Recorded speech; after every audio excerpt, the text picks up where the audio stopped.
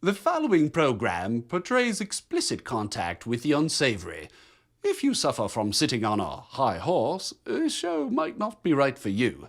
Check with your local air traffic controller.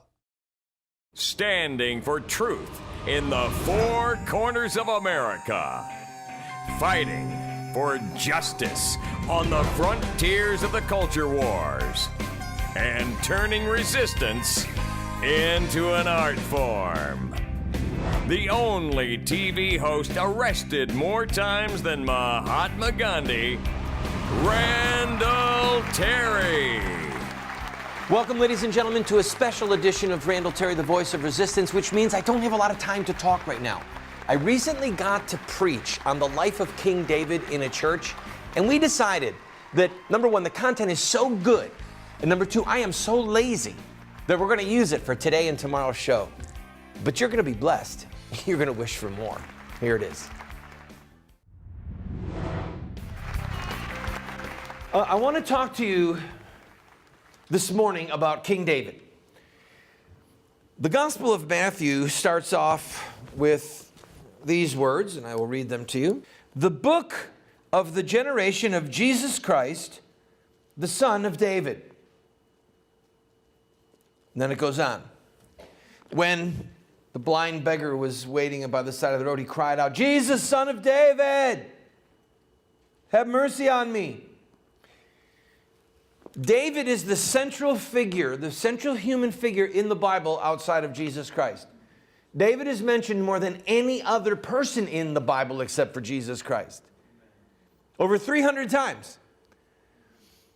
Jesus is the son of David. King David is the archetype of the consummate man. You ever heard the expression, oh, he's a Renaissance man? You ever heard that? The Renaissance man is a wannabe. He's a wuss. The central man, the man's man, is David. Our goal should be to be Davidic men. And because the pronoun issue of he versus she, you can still be a Davidic woman, all right? You can still be a woman who embraces the holy and righteous characteristics of King David. When do we meet David in the scriptures? Now, I'm going to tell you right now how I think when I speak to a crowd. If I do not affect the way you live, then I have failed. Or you have failed, perhaps. But if I don't affect the way you live, then I have not been successful. So at the end of today's message, some of you might say, wow, that was really good. Some of you might say, that was stupid. I don't even care. What I care about is 3 months from now, 12 months from now. Did I say something that got in your head and affected the way you lived? Because what I'm about to share with you, I have a goal in mind. And that is that you embrace, to some degree, some of the attributes of David's life, that you embrace some of the lessons of his life, and that you take it upon yourself to change your life, to spend your time differently. Do you understand that the greatest asset that we have and the greatest enemy that we have is time? Time. Paul said, redeeming the time because the days are evil. You have a finite amount of time allotted to you in this life. And then you will give an account for how you spent your time. What you did. What you failed to do. And in my studied opinion, one of the greatest crises that we face in the Christian community is the inability of people to manage their time. And I don't just mean time management in the sense of I made 4 calls today and I'm going to make 6 tomorrow, and whatever your job is. I'm not talking about that. I'm talking about the time of your life, what you do in school, what you do in college, how you prepare yourself for the next life. Time waits for no one. It is a relentless enemy. It just keeps marching on and on and on. And then we will die. We will leave this life. So, given the fact that there's a good percentage of the people in this room who are 25 and under, I want to focus on them because they've got more time than some of us, yes? My days are more numbered than yours, or less numbered. We meet David in the scriptures when Saul has turned his back on God. He didn't do what God said to do. God said, I'm done with you. I'm finding someone else. Samuel goes to Bethlehem, the house of bread, and he asks Jesse to come and bring his sons. Jesse has 7 sons march before Samuel the prophet. Samuel knows he's going to anoint one of them to be king. And one by one they come forward. No, he's not the one. No, the Lord sees the heart, not the outer countenance. No, this guy might look impressive to you, but God says he doesn't impress me. No, no. So 7 sons go before him. And Samuel's confused, says, do you have any more kids? And Jesse says, the youngest is with the sheep. Samuel says, get him, because we ain't eating until he's here. Bring him. So they brought him. And as he's approaching, he's young, he's ruddy, he's got a red complexion. God said, arise, anoint him, he's the one. After that, we have the passage where Saul is tormented by a demon. And some of his advisors say, let's search for somebody who knows how to play skillfully. And when the demon comes upon you, the person can play, and the demon will go away. Remember that in the scriptures? That's 1 Samuel 16. Amen, Pastor A.D. That's why music is such an important part of our relationship to the Lord. And it is a part of the way that we can actually do warfare with the kingdom of darkness. So we see David come. He plays skillfully. Saul says, I love this kid. He lets him become his armor bearer. Sends word to Jesse, hey, let your son stay with me. The next time we see David, the Israelites have gone to war with the Philistines. David's back home with the sheep. And Goliath is coming out day after day mocking. And it's been close to 40 days. Jesse says, hey, go check on your brothers. What's going on? So David comes, and I'm going to read this passage in a minute, but David hears the taunts of Goliath. And let's go there together. If you've got a Bible, go to 1 Samuel chapter 17. For those of you not familiar with 1 Samuel, it's right after the book of Genesis. Okay, I'm telling a small fib. It's just a little further on in there. Then yes, of course. Yeah. And David spake to the men that stood by hearing him taunt, saying, what shall be done for the man that kills this Philistine and takes away this reproach from Israel? For who is this uncircumcised Philistine that he should defy the armies of the living God? This is verse 26. 27. And the people answered him after this manner, saying, so shall it be done for the man that kills him. Saul was going to give one of his daughters in marriage, and he was going to be free from taxes and honored. And Eliab, the eldest brother, who Samuel rejected, heard when he spake unto the men, and Eliab's anger was kindled against David, and he said, why camest thou down hither? Why did you come here? And with whom did you leave those few sheep in the wilderness? He's trying to embarrass him. Oh, this is just a little shepherd boy, guys. Don't pay any attention to him. I know thy pride. I know the naughtiness of thy heart. You've come down that you could see the battle. David said, what have I now done? Isn't there a cause? Is there not a cause? And he turned away from his brother and spoke to the other men. And when they heard the words that David spoke, they rehearsed them before Saul. And he sent for him. David said to Saul, now remember, Saul and David have met because David has played the harp for him before. Bows down, I'm sure. David said to Saul, don't let anyone's heart be afraid. Let no man's heart fail him for fear. Because of Goliath, I'll go kill him. And Saul looked at David. You're not able to go out against this Philistine and fight with him. You're a kid. And he's been a man of war from his youth. David said to Saul, Your servant kept his father's sheep. There came a lion and a bear and took a lamb out of the flock.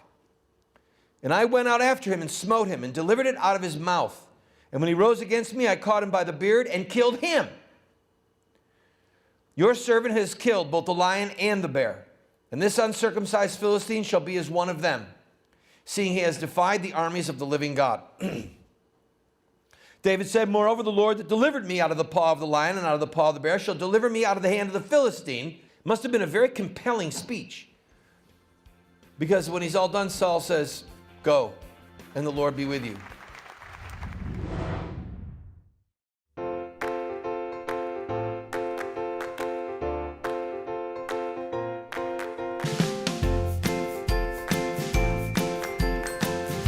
Hi, Joe Costello here, founder of Kylea Health and Energy.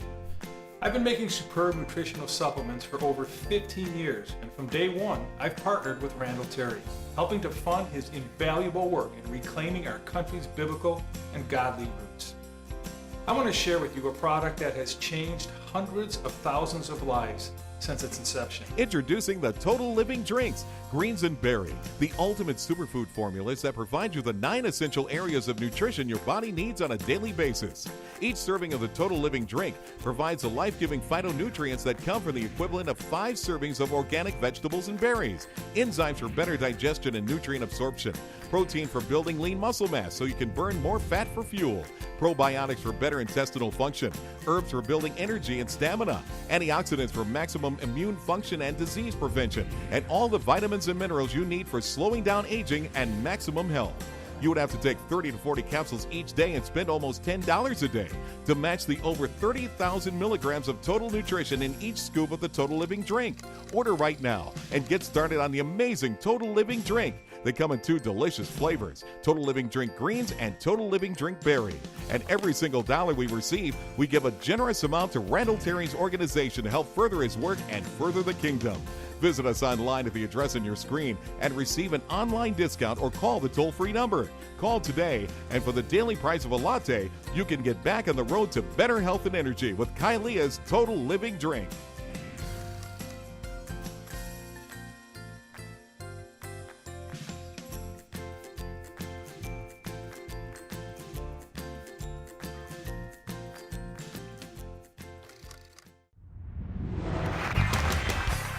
And then Saul armed David with his armor. Saul says, well, if you're going to go, why don't you wear my armor? There's a whole message there.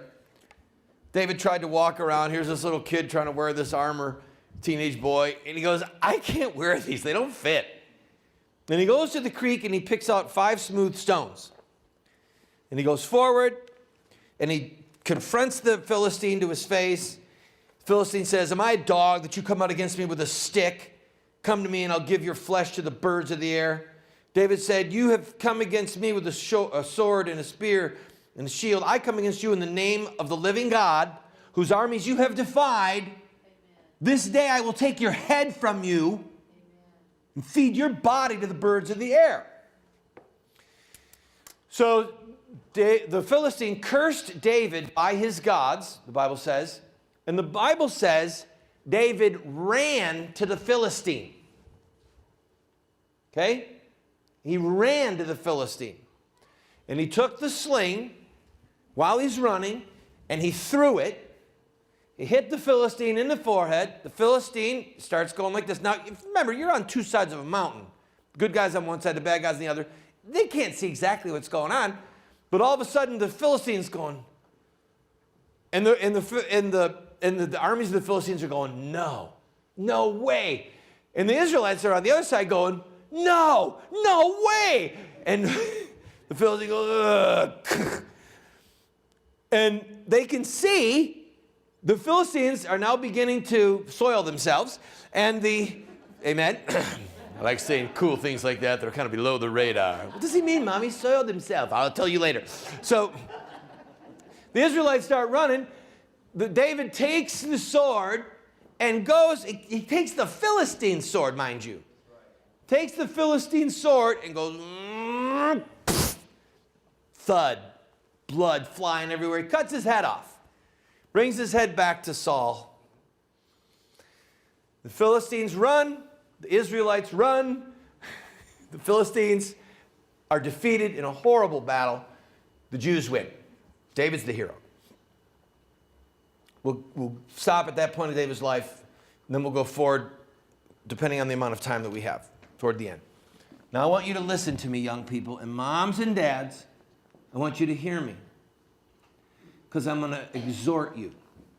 How many of you that are over 25 have children? Raise your hand. Grandchildren. Okay. Anyone here with great-grandchildren? Okay. Number one, if you're given to taking notes, if it's actually something that you do, get out your pen and paper, because I'm going to give you some things that will affect you and your children for the rest of your life. You young people, you're too darn lazy to take notes, but you just try and retain this, okay? You hearing me? 25 and under?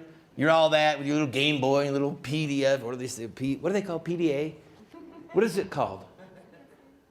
What do you call a handheld device that does all that? But don't they have another name for it? Personal? Oh, it is PDA. PDA. What does that stand for? Personal Data Assistant? Huh. All right. Number one,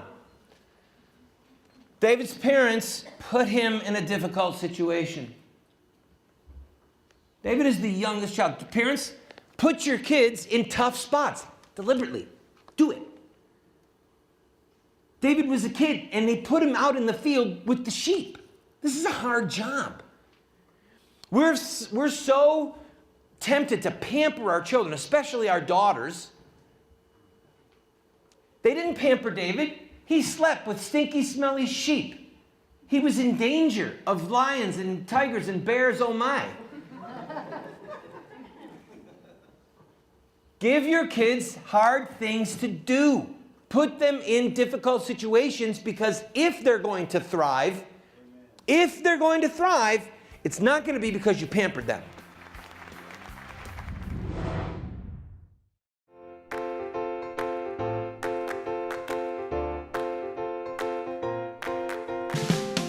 Hi, Joe Costello here, founder of Kailea Health and Energy. I want to share with you a product that has changed hundreds of thousands of lives. Introducing the Total Living Drinks, Greens and Berry, the ultimate superfood formulas that provide you the 9 daily essential areas of nutrition your body needs. Each scoop provides the life-giving phytonutrients that come from the equivalent of 5 servings of organic vegetables and berries, probiotics for better intestinal function, antioxidants for disease prevention, and vitamins and minerals for establishing maximum health. Order now and get started on the Total Living Drink. When you do, a generous gift will go to Randall Terry's organization to help further his work and further the kingdom. Order online and receive an online discount, or call the toll-free number. Call today and enjoy maximum health and energy. All right, now this is for you young people. Number 2, and moms and dads as well. David, what's the first thing we see of David after he's anointed? What's the first thing he does? First he's anointed, then what's the next scene? He's playing music. What does that mean? Excuse me? It means that he had an instrument. It means his mom and dad said, here, learn to play this. And it means that he had the self-discipline to learn to play an instrument. He excelled in it. He was phenomenal. Okay?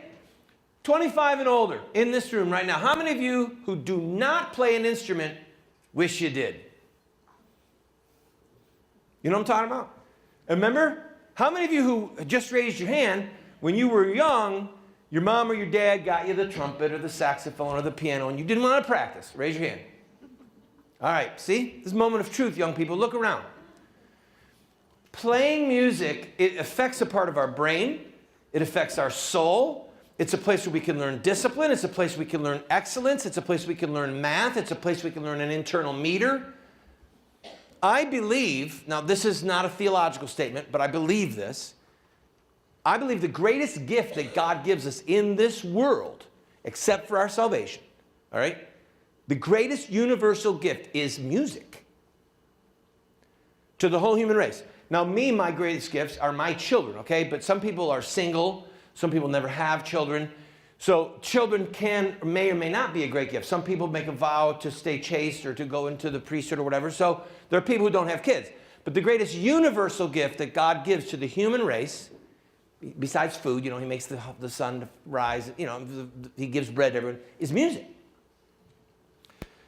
And when I had my first little kids, who are now grown, now I have 4 little boys in my second marriage, and my children all had to play or you don't eat. You want to eat food? You're going to play the piano. All of you are going to play the piano, and you're each going to play a second instrument. So one girl becomes a concert violinist. The other girl became a great flautist. The boy, God rest his soul, he was old enough where it would have been too difficult for him to force him to learn another instrument when I adopted him. But he learned to play the piano and learned to sing like an angel. Well, I got him a piano and he won't practice. He that doth not work, neither shall he eat. Quote the Bible. You're the boss, Mom and Dad. Amen. You're the boss. I mean, this might be a newsflash to you. You're the boss. Amen. So if you let him manipulate you, and you let him, and then next, young people, practice. Whatever instrument it is you get. Everyone should play the piano. It's the queen of the instruments. You can buy a keyboard cheap. All right? And then learn to play something. Guitar, violin, whatever. Brass, maybe more than one instrument. Think of how much fun you would have if you could just sit at the piano and play it any time you wanted. Even just play chords, you know what I mean? To sing with your friends. It's just wonderful. It's a great, great way to develop your own soul. It's not too late for some of you who raised your hand and wish you wanted to play. Learn to play the piano with chords. That's another discussion for another day. Now, that means you young people, learn to play an instrument and practice every day, 15, 20 minutes, 30 minutes. By the time I was at my peak in piano, I was practicing 6 hours a day. 6 hours a day. My goal was to go to Juilliard and to be a concert pianist. God had other plans for me. I had to lay music at the foot of the cross, to fight for babies. I did it. I obeyed the Lord. And, it's what God wanted me to do. And it was a sacrifice. Sacrifice is not a sacrifice until it hurts. All right, number 3 point about David. Now, here's a kid who's a teenager, and he's got enough of a grasp of theology that when he sees the giant, he says, I can kill this guy. Theologically, this guy's an enemy of God. What are you afraid of? God will bless us, God will anoint us, and we're going to whoop their hind ends. Let's go. I mean, this is theology. This is, he's thinking Egypt, Jews escape. He's thinking of the history that he's heard. He knew theology. So that means, young people, read. And number 2, read the books of heroes. Read the books about great men and great women. The way to learn history is to learn history through biography.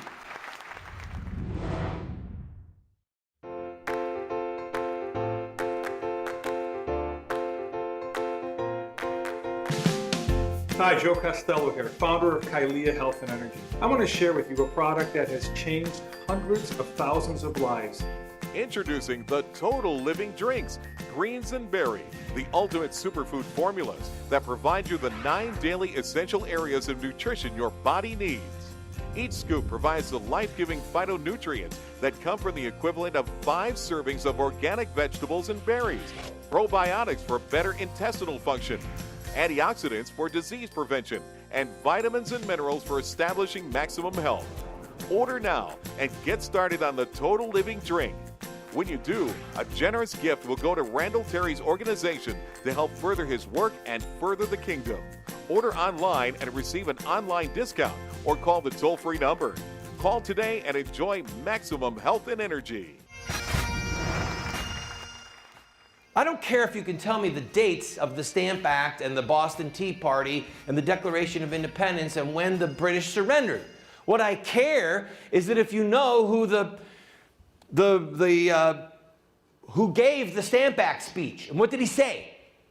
Who gave the Give Me Liberty or Give Me Death speech, and what did it mean? Who were the committees of correspondence? How did this happen? How did we have this war? What was the theological underpinnings of the war? That's what matters, that you grab the essence of a thing. And that you get through biography. So young people, read biographies. Read stories, true stories about great men and women. Mom and dad, feed your kids biographies at a reading level one step above where they're at. That way their vocabulary will be expanded, their powers of logic, reason, etc. will expand. That's number 3, right? Now number 4. You ready? He learned how to throw a rock on the run.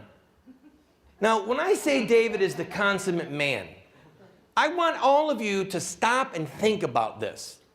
Here's David. Now remember I talked to you about time management? Are you hearing me?